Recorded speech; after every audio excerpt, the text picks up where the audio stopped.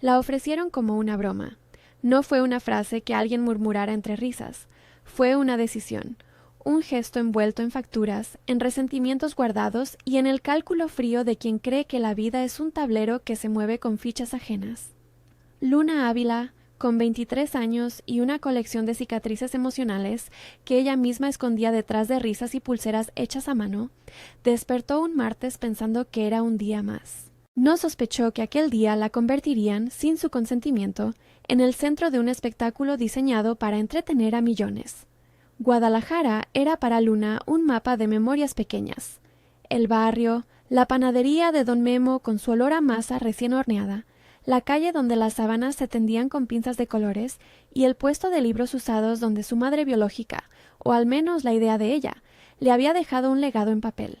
El libro estaba raído por los bordes y con una tapa descolorida por el sol, pero cada vez que Luna lo abría, encontraba dentro una letra infantil, apretada y algo inclinada. Para mi patito que un día volará, con amor, papá. Ese ejemplar de El patito que no podía volar era más que letra y papel, era la radiografía de una promesa. Lo llevaba en una vieja bolsa de tela, con la dedicatoria plegada en la primera página como si fuera un talismán. La casa donde vivían ahora, un departamento en un edificio de fachada ajada, con ventanas que crujían cuando el viento las arreglaba, pertenecía a Gabriela, su madrastra. Gabriela no era un mal personaje salido de una película. No tenía diadema ni risas estridentes. Tenía facturas vencidas, llamadas de bancos a horas imposibles, y la sensación constante de que la vida le había quedado corta frente a lo que debía ser. Había una explicación para casi todo en su rostro. Una juventud que no fue, un negocio familiar que se tambaleaba y la presión de mantener una imagen que justificara su esfuerzo. Ese cúmulo de cosas hizo que Gabriela tomara decisiones que, para Luna, parecían traiciones envueltas en pragmatismo. La primera vez que Gabriela le habló de la idea, lo hizo disfrazada de oportunidad. «Hay un casting para un programa», dijo una tarde mientras revisaba cuentas en la mesa del comedor. «Es una chance para que alguien nos dé visibilidad. Te pagan, viajamos, lo arreglamos todo». Luna, a quien las cámaras le provocaban una mezcla de curiosidad y nervios, preguntó con la cautela de quien no quiere que las cosas cambien demasiado. Gabriela sonrió con esa sonrisa que intentaba parecer generosa, y sin pedir permiso envió la solicitud. No por maldad deliberada, por una combinación de urgencia y la certeza, no examinada, de que ella estaba haciendo lo correcto para salir adelante. Cuando llegó la llamada confirmando el viaje, Luna creyó que iban a discutirlo. Creyó que habría tiempo para explicaciones, pero Gabriela ya había decidido. La inscripción estaba hecha a nombre del padre que la había dedicado a aquel libro, con datos que no eran precisamente suyos. Había llenado formularios con la mezcla de mentira y esperanza que sobrevive en muchas casas. Para Gabriela, aquello era una apuesta financiera. Para Luna, sería la puerta a un precipicio con aire de caramelo. El trayecto a Puerto Vallarta fue una sucesión de paisajes que Luna observaba como quien abre un libro y lee la última página sin permiso. Había un mar que al principio le pareció demasiado grande, estampado de brillo, y un hotel que olía a lujo recién desempacado. Productores, maquilladores y asistentes se movían con prisa organizada. Todo estaba perfectamente dispuesto para fabricar historias que después circularían en pantallas y redes. Luna llevaba su libro pegado al pecho en la oscuridad de la maleta, temerosa de perderlo entre vestidos y tacones. La primera mañana que la ciudad le permitió tocar la piel fue en la playa. No la playa de las postales, sino la playa antes de los platós, cuando el sol todavía se estira con pereza y los puestos de pescadores recogen redes. Luna se quedó un rato en la orilla, con las botas en la arena humedecida, absorta en la dedicatoria. En un descuido, ese tipo de tropiezo pequeño que a veces cambia el rumbo, dejó la bolsa abierta en un banco de madera. Una ráfaga de viento, más traviesa que las otras, decidió que quería ser cómplice. La bolsa cayó, el libro se deslizó, y antes de que ella pudiera atraparlo, una ola lo tomó y lo arrastró mar adentro como si aquel patito hubiera decidido empeñarse a volar. Pánico. Luna corrió, se manchó los bajos del pantalón con arena mojada y sin pensar en la mirada de nadie, se lanzó. La corriente casi le roba los zapatos, pero no el aliento. Fue entonces cuando apareció Arturo Sandoval como si fuera uno de esos personajes de novela que no deberían existir en la vida real, y sin embargo existía. Un hombre alto, con la cara marcada por la calma, descalzo, recogiendo el libro entre las manos con gesto deliberadamente lento. Tenía la mirada de quien no necesita demostrar nada, y aún así, algo en sus ojos se desarmó cuando vio la dedicatoria. «¿Corres rápido?», dijo sin resultar altanero, más bien con sorpresa contenida. «Casi no alcanzo a ver la tapa, pero creo que esto es tuyo». Luna, empapada y sin más orgullo que aquel libro, negó con la cabeza. El intercambio fue breve, un murmullo de olas y la respiración del mar que parecía entender. Arturo solo dijo: «Te lo devuelvo porque a veces las cosas que nos definen no deberían perderse en el agua», y le ofreció una sonrisa que no era espectáculo, sino consuelo.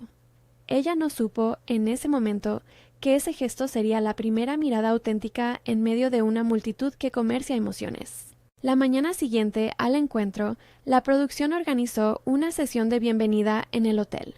Patricia, la productora de logística, vestía su papel con la precisión de quien está siempre 2 pasos por delante del caos. Dejó claro que el programa necesitaba historias. Autenticidad, dijo, era la palabra de moda.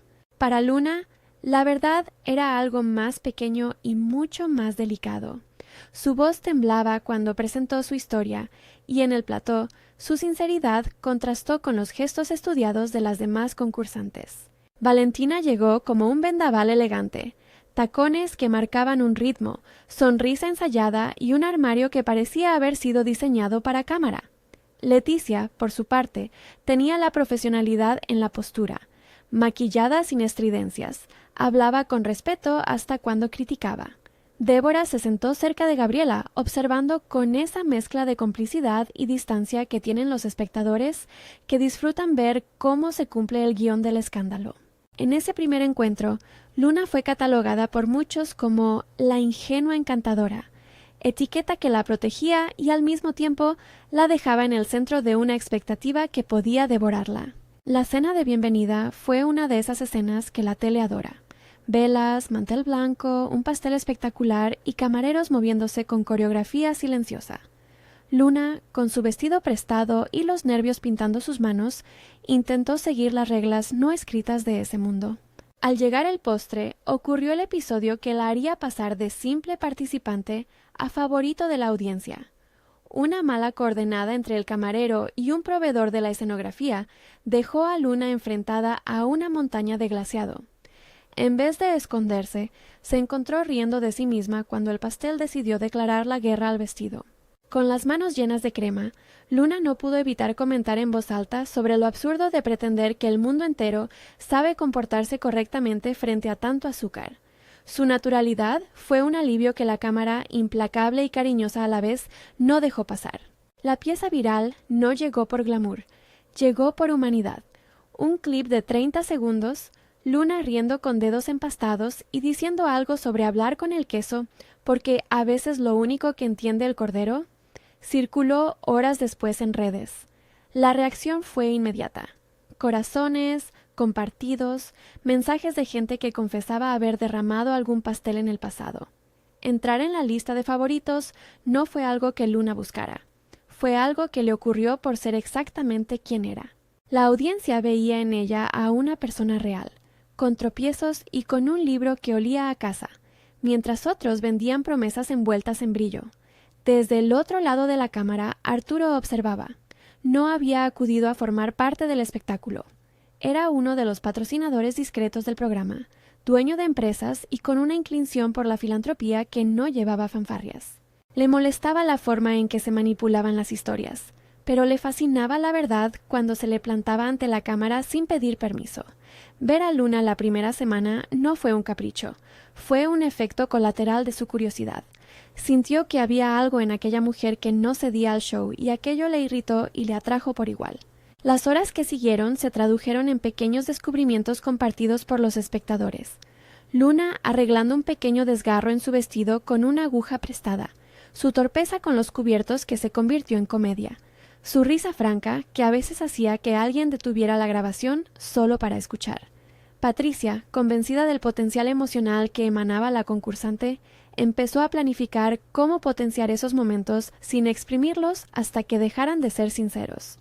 Entre lo que era genuino y lo que podía ser direccionado, existía una línea fina que la producción intentaba caminar sin romper la autenticidad que tanto beneficiaba a la audiencia. Mientras tanto, en los camerinos, Gabriela recibía llamadas con la tensión que producen los movimientos financieros. Tenía deudas, sí, pero había algo más en su rostro, una mezcla de culpa y alivio. Esa inscripción impulsiva que había hecho al inscribir a Luna en el programa la mantenía en un limbo moral. Sabía que había utilizado datos que no le pertenecían, la firma del padre en documentos que ella había imprimido y completado, y esa ilegalidad latente la erguía en la boca como un sabor amargo. No lo había contado a Luna. Creía que protegerla era mentirle de vez en cuando. Pero los papeles tienen memoria y la televisión tiene ojos. Las dos cosas juntas son a veces menos indulgentes que la vida. En los días siguientes, Luna empezó a entender el ruido que generaba su presencia. Fans enviaban cartas al programa y un puñado dejó libros usados en la puerta del hotel, todos con dedicatorias cariñosas para el patito que había enseñado a reír a una mujer en un pastel. La productora ordenó un pequeño set en la terraza para grabar contenidos espontáneos, conversaciones sobre infancia, lecturas bajo la luz de la mañana, charlas sobre los recuerdos de los padres. Fue en una de esas grabaciones donde Luna volvió a hablar de su libro con más detalle. La cámara captó sus dedos recorriendo la letra de la dedicatoria y por un instante no hubo sonido más el del mar. La imagen circuló y caló hondo. Muchas personas se vieron reflejadas en esa letra torpemente escrita, en ese anhelo de pertenencia. Valentina, por su parte, no tardó en percibir que Luna no era una adversaria fácil de derrotar. En su estrategia, la elegancia y el control eran armas. La simpatía genuina no encajaba en su manual. Durante una cena de ensayo, una coreografía social donde todo debía salir perfecto, Valentina aprovechó una conversación para insinuar que algunos participantes no estaban a la altura.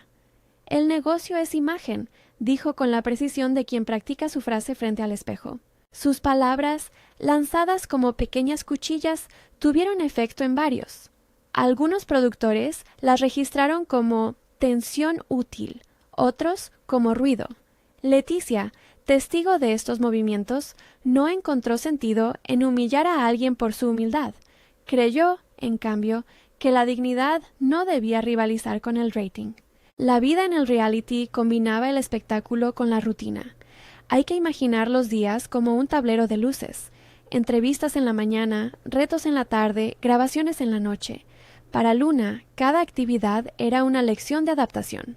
Aprendió a sonreír cuando tocaba, a hablar con el micrófono pegado a la ropa y, sobre todo, a sostener su libro como si fuera un escudo y un faro. No dejó que nadie lo tocara sin su permiso. Esa decisión, pequeña pero firme, empezó a delinear límites en un lugar donde los límites se desvanecen ante la demanda de contenido. Existieron también momentos de ternura que la cámara no podía fabricar. Una madrugada, cuando el hotel parecía dormido, Arturo se sentó a observar el mar desde una de las esquinas menos iluminadas de la terraza. Luna, sin intención de interrumpir, se lo encontró y se sumó. Fueron palabras sencillas. Compartieron silencios y pequeñas confesiones. A él le gustaba la pesca por la paciencia que exige. A ella el olor de los libros viejos por la promesa de historias que no piden permiso para entrar. En esos encuentros no había público, solo dos personas que se acercaban como quien prueba una fruta nueva. No hubo promesas ostentosas ni juramentos de película, solo la sensación de que había algo verdadero entre ambos, una curiosidad que podría crecer o quedarse en ese rincón. El público comenzó a tomar partido. En redes se formaron comunidades de apoyo a Luna que intercambiaban anécdotas sobre la infancia, sobre libros que habían salvado un día gris. Otros la compartían en memes cariñosos: el patito, el pastel, la risa. La televisión, que busca numerar emociones, vio cifras, picos de audiencia, interacción, material para colocar en cabeceras.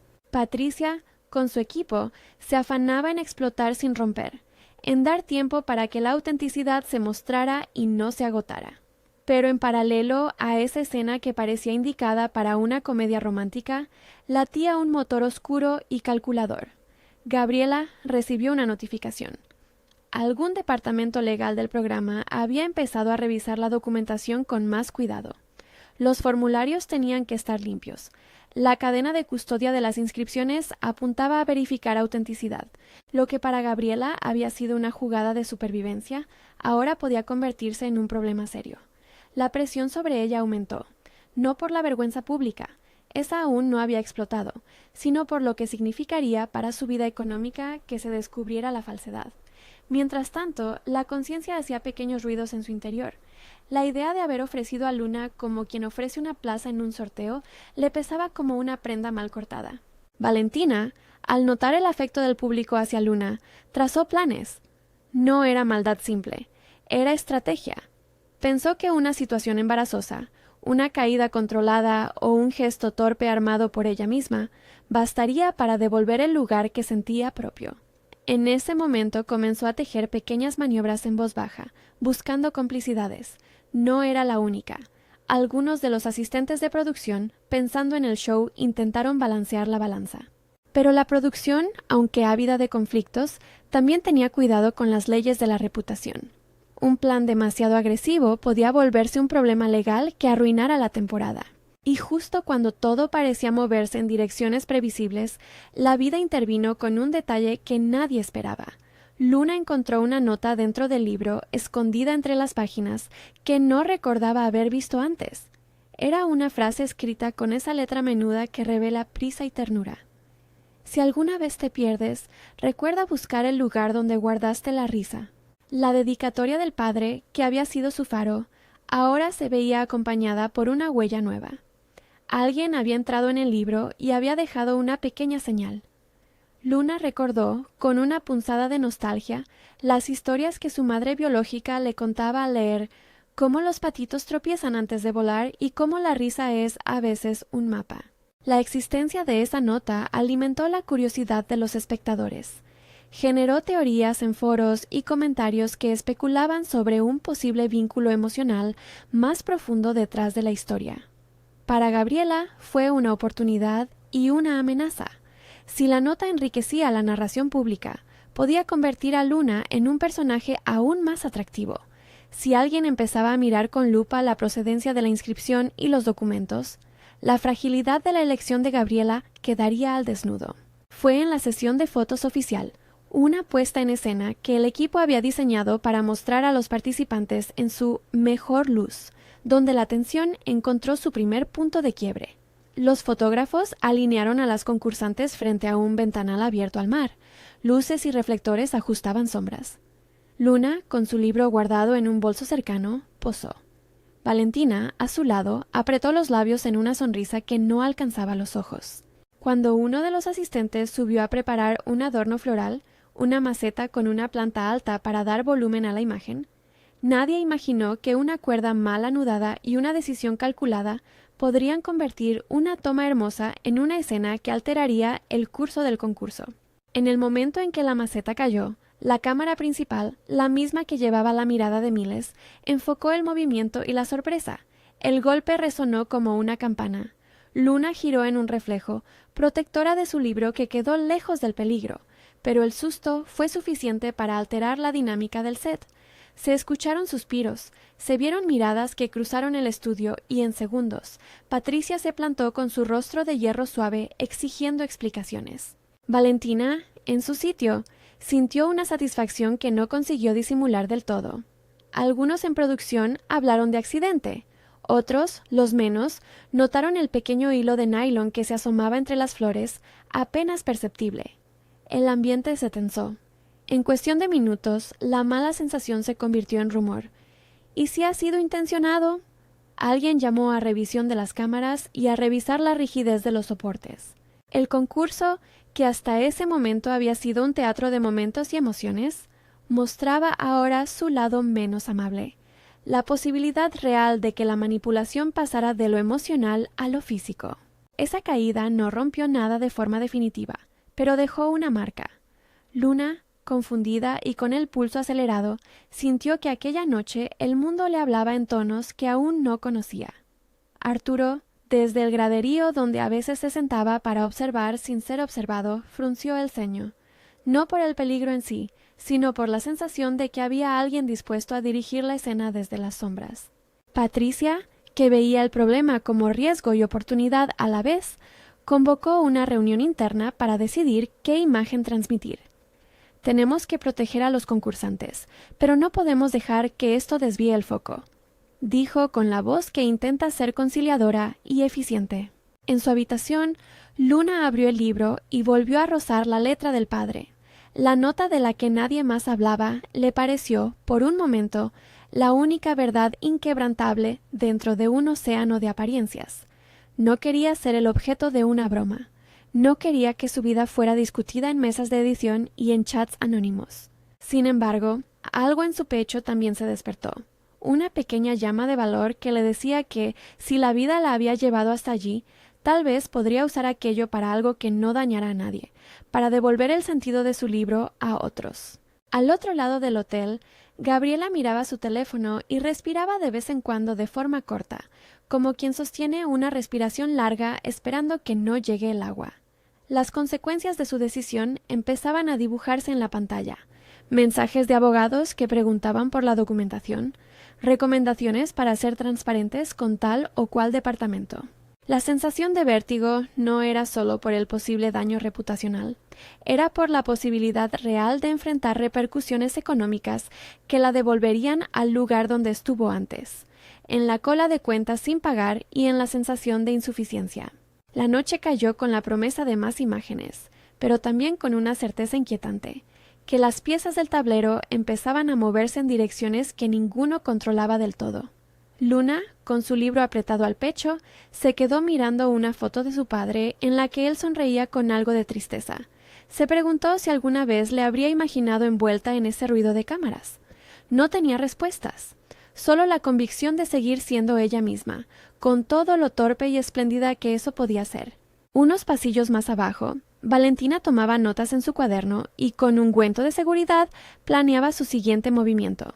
No buscaba hacer daño irreparable, se decía. Lo que quería era ocupar el espacio que consideraba suyo. Había una diferencia, sin embargo, entre mover piezas sobre un tablero y jugar con la vida de alguien que, para empezar, no había elegido estar ahí. La maceta había sido apenas el aviso de que el espectáculo podía ser cruel. Y en ese punto de la historia, mientras la producción discutía la próxima jugada y los picos de audiencia se disparaban, nadie imaginó que el hilo que sostenía la inscripción inicial, un documento falsificado, una voz que había decidido callar, acabaría por disparar consecuencias que ninguno de los presentes estaba preparado para asumir.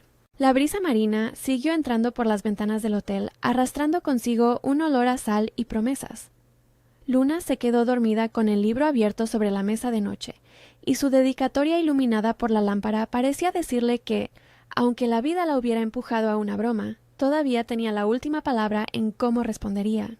En la mañana siguiente, la cámara volvería a encenderse, las redes volverían a arder y alguien, tal vez un director, tal vez un abogado o tal vez la propia Luna, tendría que decidir qué era más importante, la verdad o la función del entretenimiento. La cámara se volvió a encender como si nada hubiera pasado. El día prometía imágenes y los editores, con café en mano, ya imaginaban los cortes que harían latir al público. Pero bajo aquella normalidad algo más profundo se movía. La investigación silenciosa que había arrancado tan pronto como alguien en la producción reparó en el hilo tendido entre las flores. Revisaron grabaciones, coordinaron ángulos, y cuando una cámara diminuta mostró claramente la mano que sujetaba el nylon, el rumor dejó de serlo. No tardaron en aparecer los rostros cómplices, las dudas, y con ellas, la primera grieta abierta en el castillo de cartas que Gabriela había ayudado a construir. La llamada de la mañana que cambió todo no fue para Luna, fue para Gabriela. Le pidieron que se personara en la oficina del programa, que había documentos por firmar y aclaraciones por ofrecer. La mujer sintió el frío de la vergüenza y la calorosa presión de la culpa. No porque la acusaran aún formalmente, sino porque la cadena detrás de su elección había empezado a tironear su conciencia. Al salir del hotel, Gabriela dejó las llaves en la mesa con dedos temblorosos y la cara más pálida que la fachada del apartamento donde vivían. En su pecho resonaba una pregunta que ya no admitía evasivas. ¿Qué se supone que debía proteger con aquella mentira? Mientras la producción recogía pruebas y Valentina se acurrucaba en la distancia tratando de disfrazar su alivio con la frialdad de siempre, alguien llamó a los abogados. Todo reality que se respete tiene un manual. Cláusulas sobre elegibilidad, autenticidad de datos, sanciones por manipulación y artículos que protegen al programa de fraudes. Y en esas hojas, entre el lenguaje técnico y la tipografía elegante, estaba la llave para anular la participación de Luna si se demostraba que la inscripción no había sido legítima. Nadie quería que la protagonista de la audiencia perdiera su espacio por un acto ajeno. Los productores, sin embargo, sabían que mantener una decisión contraria a las reglas podía abrirles a demandas, sanciones y un desprestigio que les costaría temporadas enteras. Fue en la sala de reuniones del hotel donde los abogados expusieron con calma las líneas rojas. Patricia, con el ceño entrecerrado pero la voz medida, explicó que el programa debía atenerse al reglamento, que la verificación de identidad y autorización era esencial y que, si se descubría que la inscripción provenía de una fuente no autorizada, el concurso quedaba invalidado para ese participante. La búsqueda fue metódica. Registros de correo, formularios enviados, huellas digitales de la inscripción digital. Gabriela, frente a la seriedad del asunto y a la evidencia que empezaba a acumularse, sintió que la tierra cedía bajo sus pies. Alguien presentó la copia de la solicitud, donde una firma imprecisa, una dirección repetida y la reiteración de datos de un tercero aparecían como piezas que podían probar la falsedad. Cuando se le preguntó a Gabriela por qué lo había hecho, la respuesta salió como un hilo quebradizo. No justificó su acto con palabras grandilocuentes. Explicó con vocecilla pequeña que los pagos vencían, que la idea fue una mezcla de miedo y supervivencia, de creer que con ese dinero saldrían de la asfixia. Contó que la firma no pretendía usurpar la identidad de nadie, que pensó que nadie miraría tan de cerca. Las explicaciones no borraban el hecho, pero dibujaban una figura más compleja que la simple némesis. Había dolor y necesidad, no una maldad sin matices. Mientras los letrados preparaban el protocolo que debía seguirse en casos de inscripción fraudulenta, la audiencia se mantenía ajena en gran parte. La producción, por prudencia, mantuvo en secreto la existencia de la investigación. Quizá por eso, cuando las cifras de audiencia seguían subiendo y los fans seguían enviando libros para el patito, todo resultaba todavía surreal. Pero el imán que atraía a Arturo hacia Luna había dejado de ser exclusivamente emocional. Ahora también había un elemento de protección y de cierto desafío ético. ¿Qué se hace cuando una persona genuina es arrastrada por actos que no le pertenecen? Antes de que ese dilema encontrara una solución formal, la vida puso otro episodio en el tablero: la expulsión de Valentina. Hoy, no solo el hilo y la maceta quedarían como pruebas. Cámaras auxiliares, micrófonos de ambiente y un asistente con conciencia mostraron cómo la competidora había presionado a un miembro del equipo para que acomodara la maceta de cierto modo.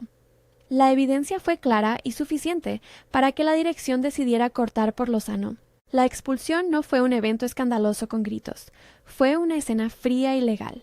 Comunicación formal, recogida de pertenencias, una puerta que se abrió y otra que se cerró. La reacción externa fue variada. Algunas voces en redes lo celebraron, otras lo criticaron por drama preparado. Pero lo más importante era que ahora la atención se centraba en otra cosa: la protección de quienes, como Luna, no habían pedido estar en el foco. Cuando se supo que Valentina se iba, el público reaccionó con división. Algunos celebraban la justicia, otros decían que el programa se alimentaba del conflicto y que aquello era parte del juego. Pero para Luna, la noticia fue un alivio tibio. No le gustaba el conflicto, no era su modo de obtener espacio. Lo que necesitaba era verdad, y si era posible, reparar. Arturo, por su parte, observaba todo con la calma que contravenía su estatus. Fue a verla esa noche, sin cámaras, con la discreción de quien no quiere interferencias. Se sentaron en el muelle detrás del hotel, oyendo el rumor del mar y el crujir de la madera. A la luz de la luna, sin el brillo de las luces del set, las conversaciones fueron más sencillas. «No tienes por qué llevar esto sola», dijo Arturo con la voz baja.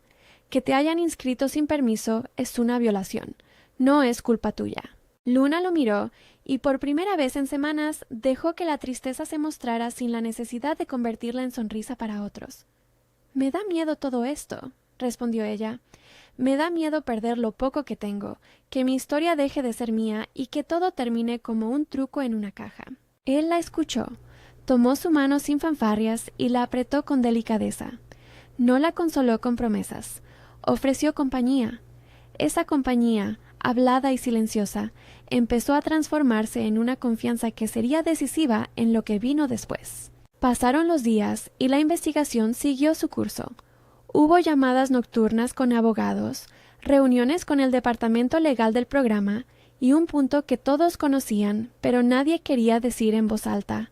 Si se probaba la falsedad de la inscripción, el reglamento obligaba a anular la categoría y a retener el pago del premio hasta resolver responsabilidades. En la práctica, eso significaba que el dinero no podía ser entregado libremente hasta que la producción asegurara que no había fraude que comprometiera la legitimidad del proceso.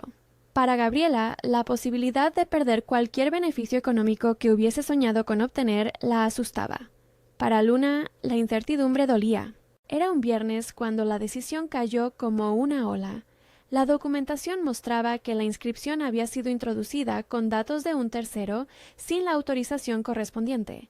La cláusula era explícita y la producción no tuvo más opción que notificar la anulación de la participación de Luna según los términos del contrato. Fue una noticia que llegó a través de un portavoz neutral, con gestos profesionales y palabras medidas. El equipo de comunicación preparó una declaración cuidadosa. Explicaron el hallazgo y anunciaron que el caso sería entregado a la asesoría jurídica para las sanciones que correspondieran. Para la audiencia, la noticia fue un terremoto. En redes, quienes la apoyaban se sintieron traicionados por la situación. Otros aprovecharon para cuestionar la integridad del programa. Sin embargo, la historia no terminó en esa decisión formal. Allí, en el centro del huracán documental, apareció la decisión que cambió la percepción de todos. Arturo, con su disposición económica y con un sentido propio de lo justo, pidió hablar con los responsables legales. No era la típica intervención de un donante que decide a capricho. Fue una proposición articulada, meditada y respaldada por abogados. Propuso redirigir, no como un capricho, sino con el rigor legal que el caso exigía, una parte o la totalidad del premio a un proyecto que beneficiara a la propia Luna y a la comunidad que ella representaba. Su idea no era dar un cheque inmediato para acallar la noticia. Era estructurar una transferencia formal, con contratos, con un fideicomiso que garantizara el uso correcto de los fondos y la supervisión por parte de terceros. Cuando la propuesta llegó a la mesa del director de producción, hubo un silencio que no necesitaba adornos. Las razones para aceptar eran obvias: evitar una batalla pública con un beneficiario legítimo, mostrar responsabilidad social y, de paso, darle sentido a una historia que había empezado mal. Pero también hacía falta cubrirlo desde el punto de vista legal. La producción no podía simplemente traspasar fondos que, según el contrato, pertenecían a la dinámica del concurso. El equipo jurídico estudió la propuesta de Arturo y, tras semanas de revisión y la firma de documentos que describían la creación de un fideicomiso con auditoría externa, llegaron a un acuerdo. El acuerdo no borró la irregularidad, la reconoció y la sancionó, pero permitió que los recursos se destinaran a un fin social supervisado por la voluntad expresa del patrocinador, sin que ello implicara un pago directo por la participación irregular. La mañana en que se anunció la decisión final, hubo expectación. La productora convocó a una rueda de prensa con un tono oficial donde explicó lo ocurrido. La inscripción había sido falsa y por esas reglas la categoría quedaba invalidada. Pero añadió que, a petición del patrocinador principal, se había acordado crear un fondo destinado a financiar un proyecto presentado por la concursante afectada, bajo la forma de un fideicomiso administrado por una entidad independiente. Las cámaras mostraron a Gabriela con la cara contraída, a Luna con el libro contra el pecho, a Patricia con los ojos húmedos por la tensión, y entre ellos a Arturo, que parecía esperar la reacción como quien no quiere provocar una ovación ni un juicio, sino respeto. Ese fue el momento en el que la sala se quedó sin palabras. La incredulidad se dibujó en los rostros de algunos directivos, en los murmullos de la prensa y en el silencio de los asistentes. ¿Cómo? ¿Por qué un millonario iba a redirigir un premio así? Lo que nadie esperaba era el porqué que hablaba de algo más profundo que el dinero. Arturo había visto algo en Luna que le resultó incompatible con la idea de que su vida fuera manipulada. Había visto dignidad en su risa, solidez bajo la torpeza y un amor por los libros que quería honrar de una manera que no fuera un titular efímero. No se trató de comprar la historia, sino de amplificarla con responsabilidad. La decisión se explicó con claridad. La donación, transferencia, requería la firma de acuerdos, la creación de una figura legal que protegiera los fondos y el establecimiento de objetivos concretos. Entre los papeles figuraban las condiciones. El dinero no podía ser usado para fines personales sin control. Debía destinarse a la creación de una infraestructura que beneficiara a la comunidad, una biblioteca según la propuesta de Luna, con un consejo de supervisión en el que participaran representantes locales, un contador y un auditor independiente. Arturo formó su propio equipo legal y juntos trazaron un calendario.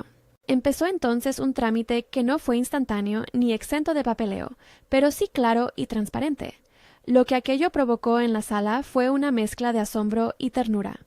Un gesto que, en apariencia, parecía una locura romántica, en realidad estaba diseñado con la precisión de quien respeta las normas, contratos, plazos y, sobre todo, la voluntad no coaccionada de Luna. Los espectadores en redes, al enterarse, respondieron con una ola de mensajes, algunos de admiración, otros de escepticismo. Pero la imagen que circuló fue poderosa. La mujer que fue ofrecida como una broma, ahora disponía de una oportunidad para construir algo propio, con fundamentos legales y la supervisión necesaria para que el dinero no desapareciera en manos equivocadas. En el día a día, la noticia fue una puerta abierta. Comenzaron las reuniones con arquitectos, los recorridos por locales que podrían convertirse en la biblioteca del Patito, y las conversaciones con proveedores locales. En cada encuentro, Luna mantuvo una postura de aprendizaje y responsabilidad. No quería que nadie dijera que había cambiado gracias al dinero. Quería que se dijera que había hecho algo con él que perdurara. Y así nació la idea. Una biblioteca comunitaria donde los libros llevaran tarjetas en las que los niños pudieran dejar mensajes. Un lugar con actividades, con horas de cuentacuentos, talleres de reparación de libros y una pequeña vitrina para el ejemplar original de El Patito que no podía volar. La dedicatoria, decía Luna, debía quedarse en un sitio donde todos la vieran. Los días de trámites y de compra de material fueron largos. Hubo quien pensó que con el dinero bastaría una tarde de compras, pero la realidad fue de planificación, evaluación del local, permisos municipales, consultas con arquitectos que entendieran la dimensión cultural del proyecto y contratos con pequeños negocios de la zona para la rehabilitación. Luna se implicó en cada decisión. Eligió mesas robustas donde los niños pudieran dibujar sin miedo, sillas de colores, estanterías de madera local y cortinas que protegieran las páginas del sol. Prefirió comprar a artesanos del barrio en vez de importar mobiliario. En el mercado local discutió con pulcritud sobre telas y pinturas. Probó té con la señora Teresa, quien cocinaba en un puesto cercano y que pronto sería la encargada de preparar bocadillos para las actividades infantiles de la apertura. La comunidad respondió con entusiasmo. Padres ofrecieron pintar murales, jóvenes se ofrecieron de voluntarios y la vecina del primer piso trajo una caja de libros donados. Para Luna, cada gesto fue una costura que reforzaba la idea de que el proyecto no era apenas una vitrina de buena voluntad, sino una construcción compartida. En la pared principal de la biblioteca se decidió colocar un mural con un patito en vuelo rodeado de niños. En la vitrina central, el libro de su padre tendría un lugar de honor, protegido por cristal, con la dedicatoria leída en voz alta el día de la apertura. Mientras tanto, Gabriela enfrentó las consecuencias de su acto. No se trató de una venganza pública ni de una persecución. Hubo, en cambio, un proceso administrativo, sanciones contractuales, la obligación de comparecer ante los responsables legales y la necesidad de afrontar la reparación moral.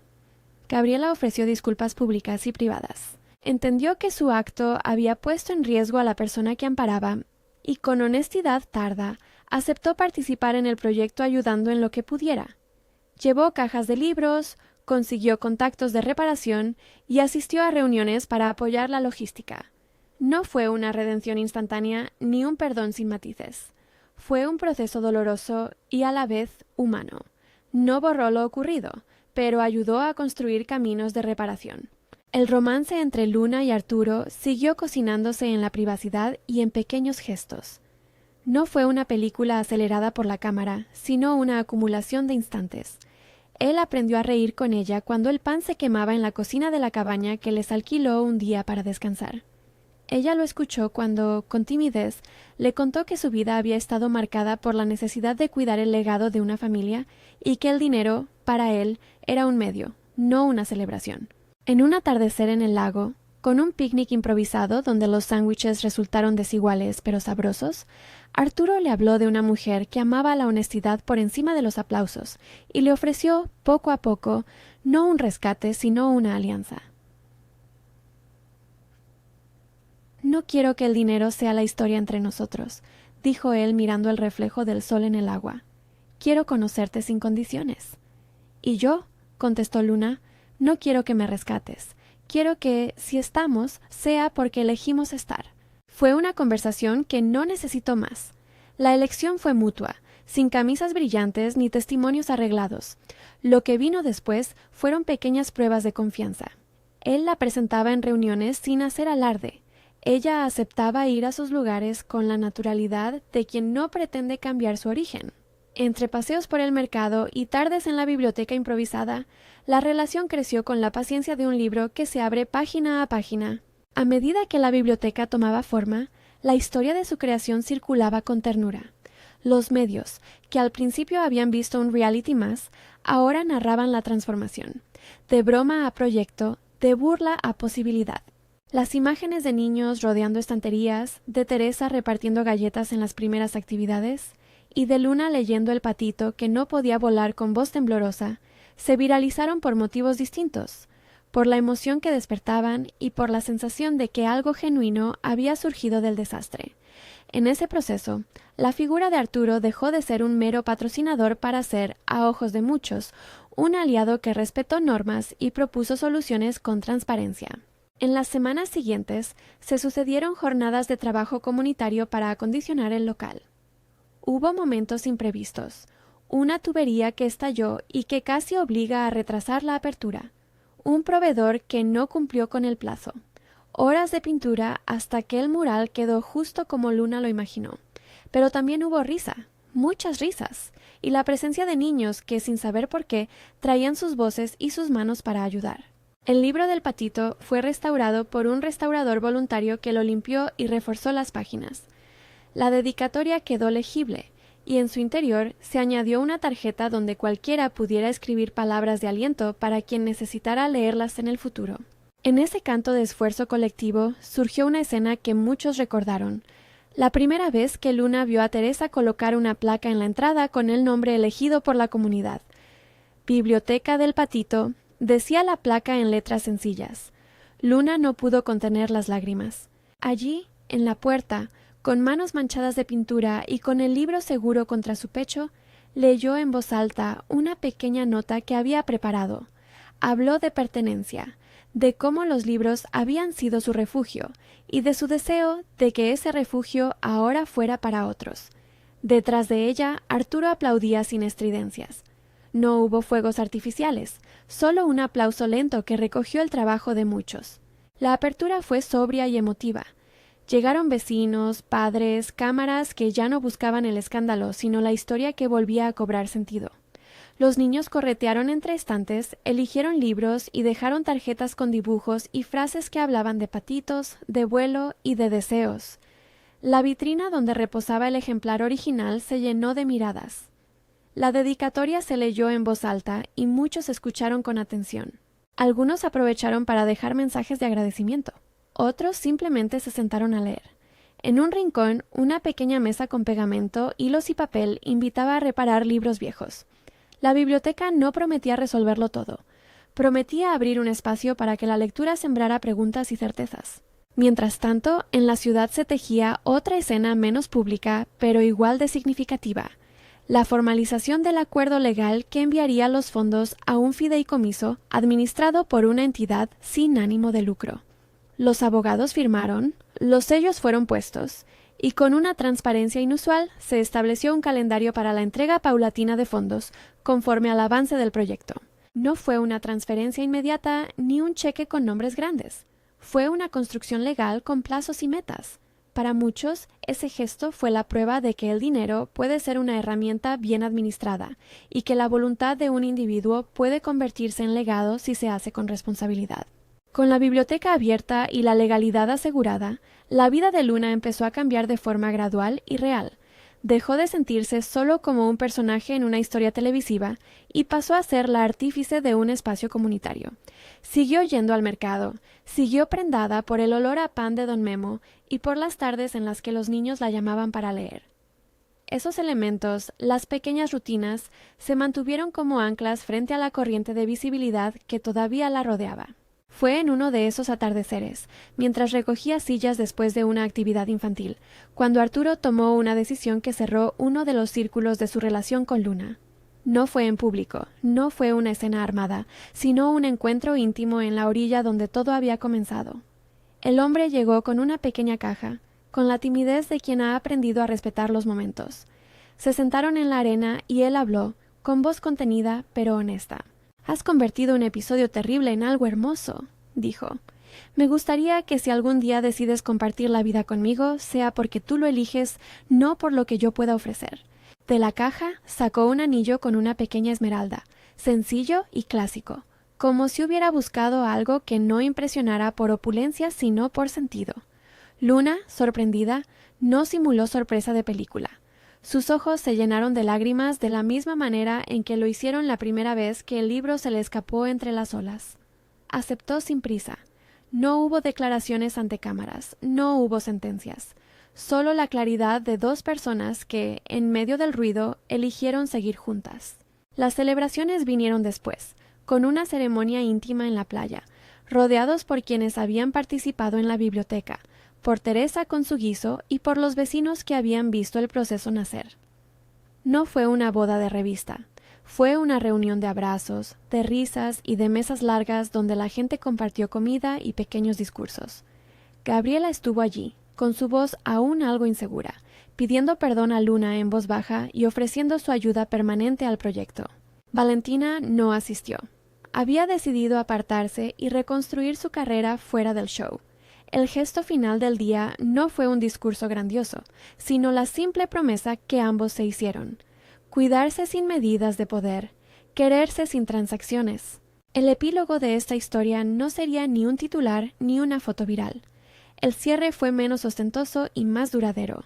La biblioteca del Patito se convirtió en un lugar con horarios fijos de actividades, con voluntarios locales que enseñaban a leer y a escribir, y con una vitrina en la que el viejo ejemplar descansaba con una dedicatoria nueva de manos anónimas. La idea de las tarjetas en los libros prendió con fuerza.